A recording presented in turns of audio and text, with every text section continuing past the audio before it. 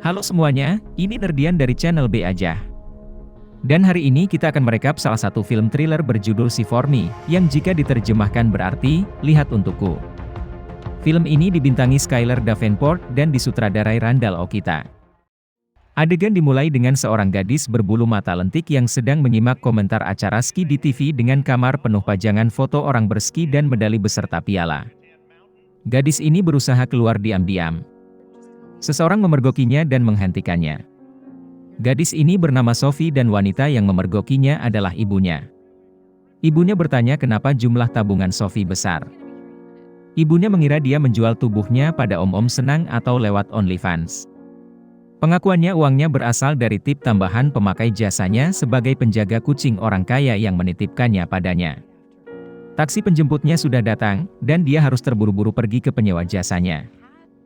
Melintasi bukit bersalju, Sophie ditelepon oleh ibunya memintanya menginstal aplikasi See For Me atau Lihat Untukku, karena Sophie penyandang tunanetra. Aplikasi itu bertujuan membantu mengarahkan Sophie jika dia dalam situasi sulit dan terdesak membutuhkannya. Sophie mencoba mengelak dan berbohong jaringan selular tak bagus. Sesampainya di tujuan, supir taksi menawarkan bantuan membawa barang Sophie karena melihat kondisinya yang buta. Sophie menolaknya. Dari sini terlihat jelas karakter Sophie yang keras kepala, ingin mengerjakan semuanya dengan mandiri tanpa bertumpu pada belas kasihan. Debra, si pemilik rumah sekaligus penyewa jasa Sophie, keluar dari rumah menyambutnya dan mengajaknya masuk. Dia memperkenalkan Sophie ke kucingnya yang bernama Archie dan menyebutkan pantangan mengonsumsi gluten dan makan yang berlebihan. Debra ingin berlibur setelah perceraian baru-baru ini. Debra lanjut menjelaskan apa saja isi rumah. Setelah Debra pergi, Sophie menelpon seorang lelaki bernama Cam. Dia menunjukkan kepada Cam pemandangan seisi rumah lewat panggilan video. Cam lumayan takjub dengan kemewahannya. Cam mengarahkan Sophie menyusuri seisi rumah sambil menjelaskan apa saja yang ada di sekelilingnya. Mulai dari bahan rumah, sofa, dapur, sampai lukisan yang terpajang. Cam terus mengarahkannya sampai Sophie tiba di sebuah ruangan gelap yang isinya simpanan anggur mahal. Sophie ingin mencuri anggurnya dan menjualnya. Dari obrolan mereka berdua, terungkap jika aksi mencuri ini sudah sering mereka lakukan. Modusnya Sophie menawarkan diri menjaga kucing orang kaya dan dia dibantu Cam mengambil barang mahal dan menjualnya. Dari sinilah sumber uang tabungan Sophie yang bernilai besar. Kali ini Cam menolak tak mau membantu Sophie lagi. Dari obrolan ini juga terungkap jika Cam adalah pemandu Sophie di lomba cabang olahraga ski kategori orang cacat atau Paralimpiade. Di dalam kamar, Sophie menerima pesan pengingat dari Paralimpiade Amerika Serikat tentang batas waktu kualifikasi. Sebelum pesan habis, Sophie meminta pesannya dihapus. Selanjutnya ada pesan pengingat untuk menginstal aplikasi See For Me. Sophie juga menghapusnya. Ponsel Sophie berdering, ada panggilan dari Debra memastikan jika alarm sudah dinyalakan. Setelah alarm dinyalakan, Sophie keluar sebentar untuk merokok. Dia lupa mengganjal pintunya dan terkunci dari dalam. Karena putus asa, dia dengan berat hati menginstal aplikasi See For Me. Saat dia menelpon operator aplikasi, operator memintanya ke tetangga terdekat dan membuat kunci baru. Karena tak puas dengan jawabannya, dia mematikan panggilan. Di adegan lain, seorang wanita sedang bermain game. Dia menerima panggilan video dari seorang wanita buta yang terkunci di luar rumah. Setelah sepakat, dia mencoba menuntunnya masuk. Sang operator meminta Sophie menggoyangkan kameranya agar dia mudah memantau sekeliling. Dengan susah payah Sophie mencoba mengikuti arahannya. Setelah sampai di pintu geser, Sophie diminta menggesernya naik turun agar pintu bisa terbuka. Sophie yang kesulitan mulai mengomel. Dan tanpa dinyana, pintu pun terbuka. Mendadak alarm berbunyi. Dalam suasana menegangkan, khawatir alarm memicu polisi datang, Sophie tergopoh-gopoh mengikuti petunjuk operator untuk mematikan alarmnya. Akhirnya alarm berhasil dimatikan. Sophie berterima kasih kepada operator tersebut yang bernama Kelly. Karena merasa terbantu, Sophie meminta aplikasi See For Me untuk menetapkan Kelly sebagai asisten penuntunnya kelak, saat dia butuh lagi. Di luar rumah, di antara pepohonan di malam gelap gulita ada seseorang mengintai. Lalu muncul sebuah mobil. Mereka membuka pintu rumah dengan mudah dan masuk sambil membawa sesuatu. Mereka tak tahu ada orang dalam rumah tersebut. Mereka mulai menyiapkan sesuatu. Alat itu ternyata untuk membuka brankas. Sempat terjadi aksi kucing-kucingan antara salah satu pembobol rumah yang merasa ada orang di rumah dan Sophie yang berusaha menghindar tanpa kepergok.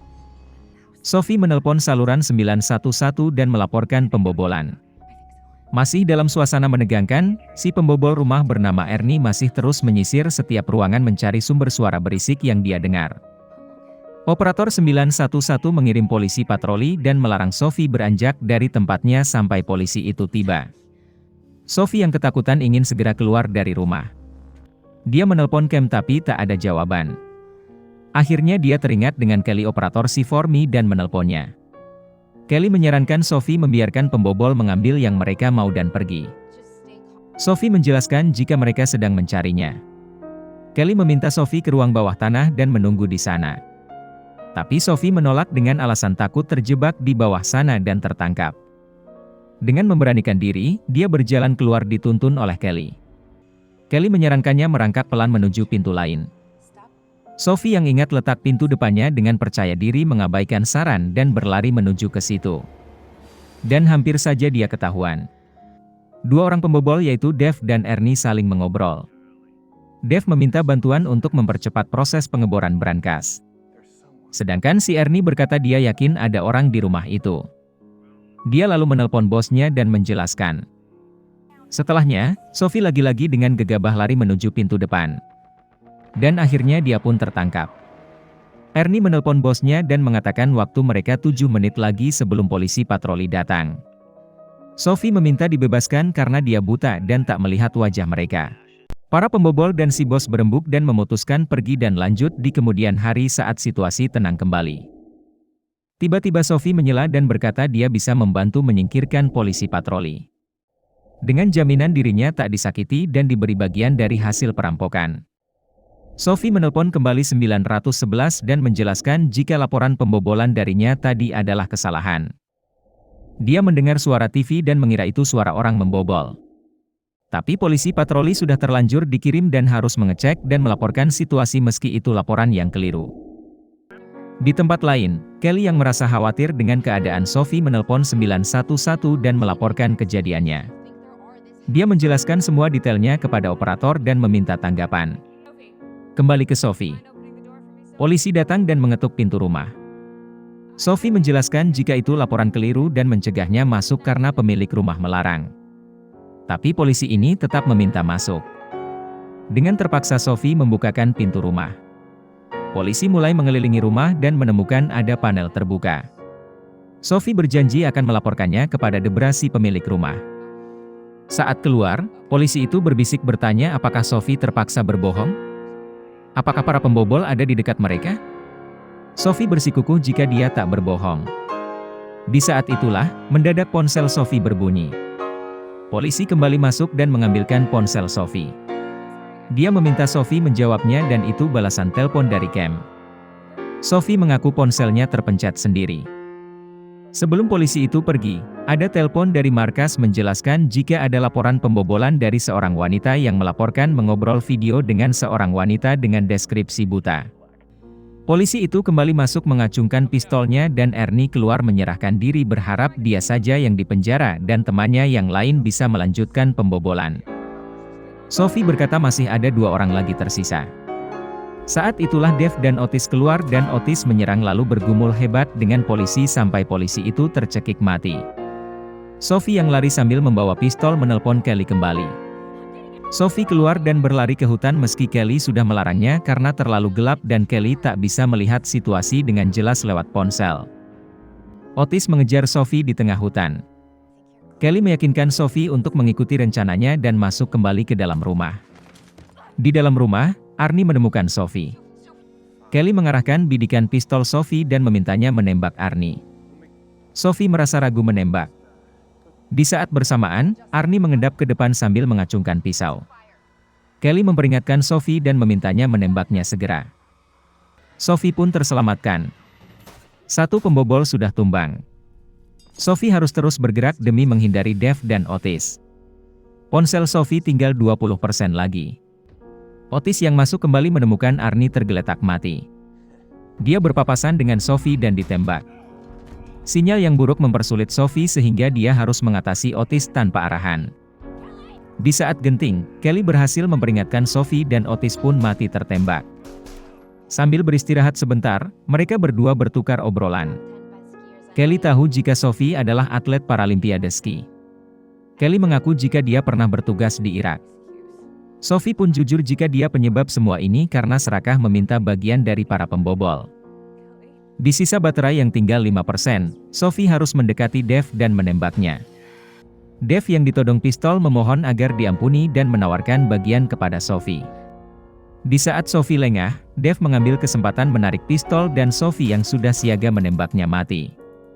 Sophie memegang uang dan mulai tergoda oleh keserakahan, dan saat itulah muncul bos para pembobol.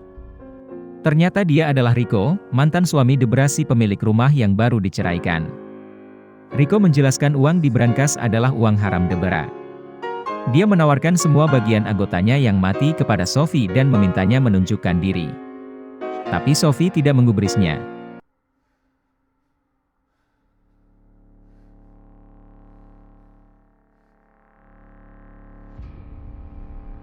Rico yang membokongi Sophie menyerangnya dan mencekiknya.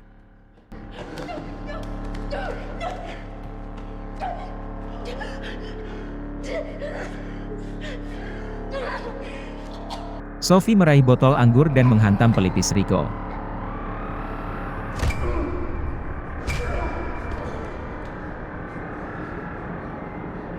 Sophie yang sudah di atas angin, menghantam wajah Rico dengan botol secara membabi buta, dan mengakhirinya dengan tusukan pisau bertubi-tubi.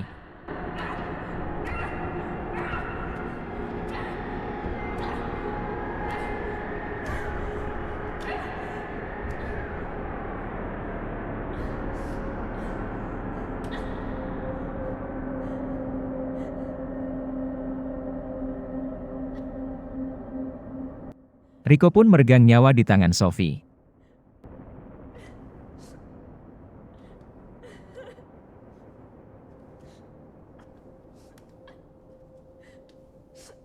Berpindah ke adegan lain, ibu Sophie mendorong kursi roda Sophie sambil berbincang.